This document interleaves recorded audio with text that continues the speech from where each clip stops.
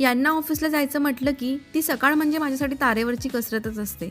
त्यांचा ब्रेकफास्ट, चहा आणि व्हरायटी ऑफ टिफिन्स हे सगळं बनवताना इतकी धावपळ होते ना, आणि त्यांचं सगळं पॅक करताच शर्विल उठतो आणि मग असं दोघं बापलेकांचं प्रेम उतू जातं रोज ऑफिसला जाताना. त्यात त्याला बाबांना सोडायला लिफ्ट पर्यंत पण न्यायला लागतं. मग त्याचं दूध, ब्रेकफास्ट आणि या सगळ्यात माझं स्वतःकडे दुर्लक्ष होऊन जातं. इव्हन सकाळचा चहा सुद्धा कितीतरी वेळाने प्यावा लागतो.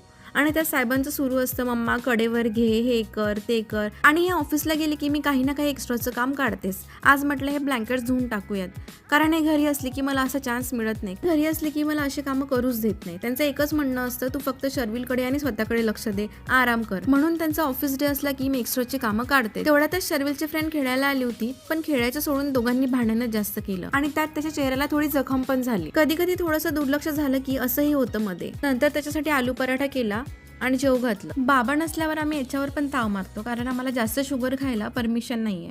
आहे की नाही मग तारेवरची कसरत. सो गाईज, व्हिडिओ आवडला असेल तर नक्की फॉलो करा. बाय.